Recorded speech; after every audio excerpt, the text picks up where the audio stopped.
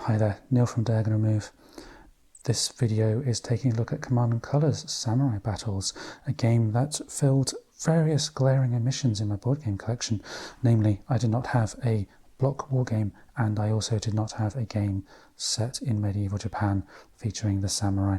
Two glaring omissions, both of which this game nicely fills. It's also a game in the Command & Color series, and I have only ever played Memoir 44 in this series, so I'm relatively new to the series as well. So that's potentially a third omission ticked there, because this is a very popular series, published in this case by GMT. However, over the years there have been other publishers involved in the series, and of course the series is the brainchild of Richard Borg, who's designed most, if not all of them, if I recall correctly. But this particular one is a redo or a re-release of one of the older games in the series, which originally had miniatures, but apparently the miniatures were quite a challenge to look after and to keep intact when you were putting them away and so on, from what I understand. And so they've been replaced them with blocks, which is the more typical way of a GMT, at least, creating games in this series. We have a game which is for ages 14 years and up.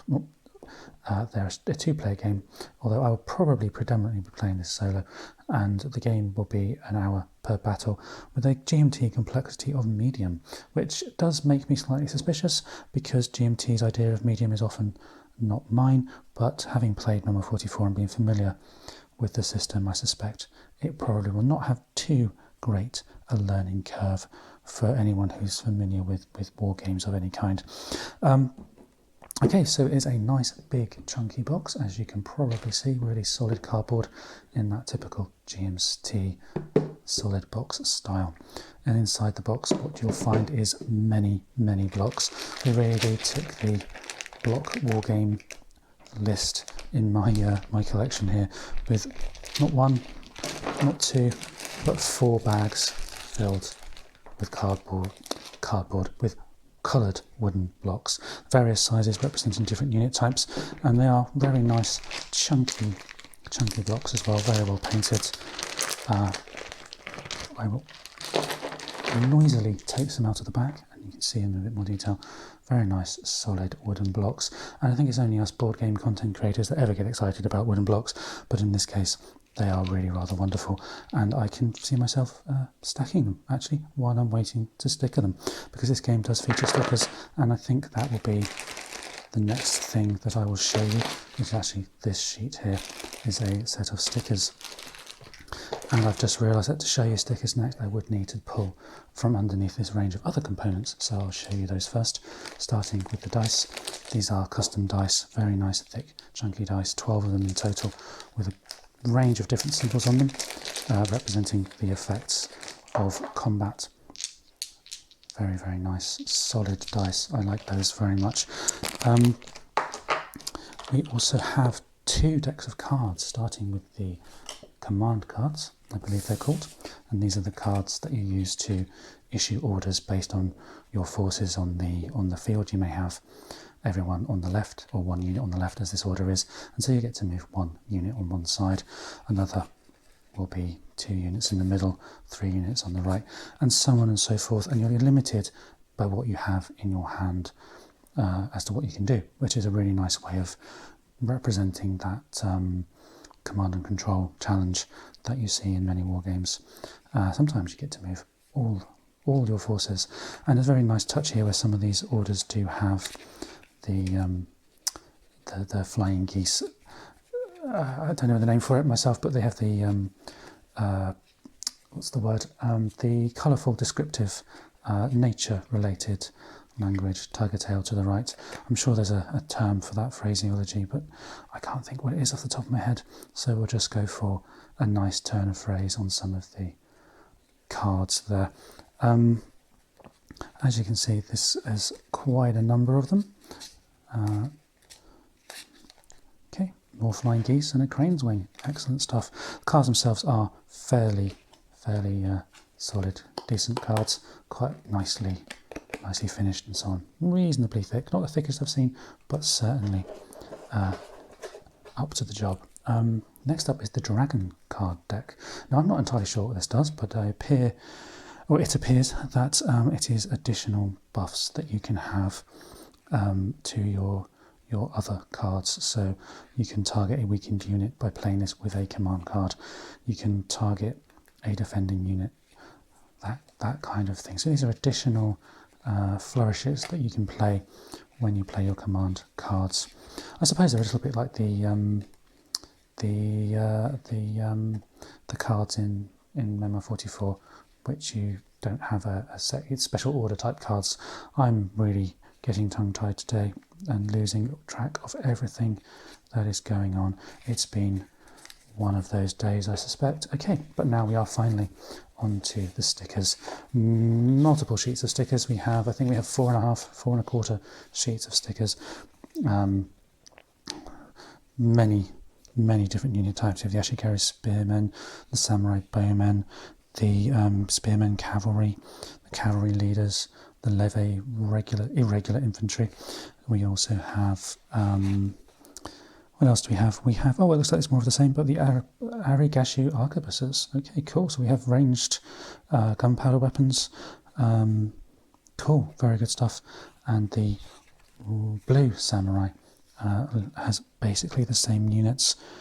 We have a foot leader there and a couple of spares. Oh, nice that they label the spares. I quite like that. Cool. Presumably that's in case you sticker something wrong, which would be a great risk for me, at least when I come to do this. I do suspect I will need to concentrate very hard when I'm stickering some of these blocks. Finally, on this smaller sheet, we have the Blue Army Bodyguard and the Red Army Bodyguard. Okay, and the commanders. Okay, cool. Okay. A counter sheet or a token sheet with various symbols on. I think these are the honor tokens. I think they refer to. They help you play those dragon cards, I understand, and here are the victory flags that you need to acquire in order to win the game. We have some hexes, nice big chunky hexes, double-sided. This is what will make up the terrain, because the map board, as in the other game I've played, number 44, is blank essentially, and you make the terrain using these hexes based on the scenario set up in the books. But these are nice hexes. I do like these hexes. I am a sucker for map terrain, as I think regular viewers will probably know. Another sheet here, this time more wooded terrain. And on the reverse we have some fields and a castle and bridges over the river there.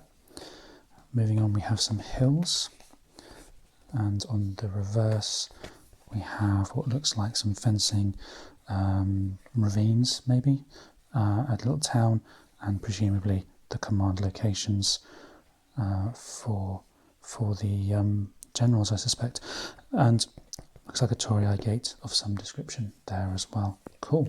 So some nice token sheets, counter sheets to accompany your stickers.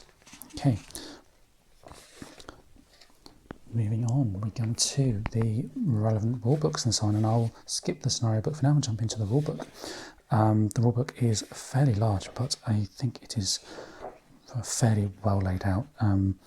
It's much more close to what you might find or what you might expect with a more entry-level game. I believe this is. It's probably not quite as entry-level as Memo 44 on a quick skim through, but it's certainly not far above that. We have the different unit types and the various stats and so on for them. The object of the game, command card, game turn, the different types, the layout there for the movement, various examples here, and nice imagery on the examples. There's a nice counterpoint to some of the heavily texted pages like this one, where there is no image at all. But this is presumably a great list of what can and cannot activate during certain combats. Information about the honour and fortune tokens, combat leaders, leader casualties, leaders retreat, leader seppuku. Okay, that's a interesting element to the game, although perhaps not unexpected. Some more densely texted pages with a few notes there to pull out key learning elements. Okay, we have some 40 dragon cards, 60 command cards according to the rulebook. And some of those cards are tactics cards. They were the things I was thinking of in the other game I've played. And then a bit more detail about the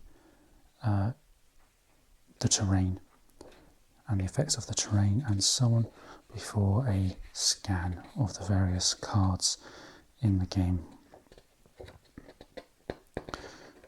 Okay, cool. And then on the back there we have reference sheets for the different unit types and how they may work in combat, dice they roll during combat, that kind of thing. And on the back there's another reference sheet, this time for ranged combat and close combat. Fantastic, plenty of things to refer to as you're playing the game. I do like that in a game, even one that is relatively entry level. But then we come on to this scenario book. Now this scenario book is actually at least as thick, if not slightly thicker, than the rulebook, because we have some 40 scenarios in here, which is just incredible. I mean, I'm not familiar with any of these particular battles, but we have the Arita Castle in 1517 AD, Koriyama Castle in 1540, the first battle of Azuki-Asaka in 1542, running all the way through to Domyoji in 1615. And there's a nice setup diagram there, together with historical background, a few special rules, I imagine, as you go through as well. Yeah, you start seeing the special rules on about scenario 3 or 4. Yeah, some nice variety of scenarios, it would seem. Cool. Just playing through 40 scenarios is well worth the price of entry for a game like this, I think. Never mind the component quality, which is good. You also have such a wealth of scenarios and topics to play through. I think that's fantastic.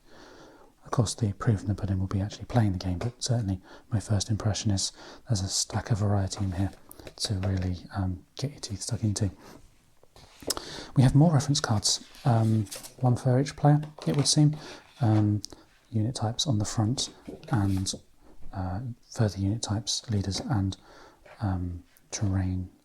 Sorry, not terrain, the army commander and bodyguards. Oh, it looks like the tile there does set up with the unit commander or the army commander. Okay, cool. And finally we have the board. The board is a large blank board, but it's a great large blank board because it is, of course, it's mounted and it's designed to modify with those terrain tiles. So let's not go into too much detail about the board, except to say it's big, it's mounted, and when you have everything on it, I'm sure it will look fantastic and really add nice tactile element to the game. Okie dokie, so that then is a component overview of Command & Colours Samurai Battles from GMT Games. I do hope that's been a helpful, if rambling, look at the game, and if you have enjoyed the video, please click like, subscribe, all the kind of thing that you usually get asked to do at the end of these videos, and I'll hopefully see you next time.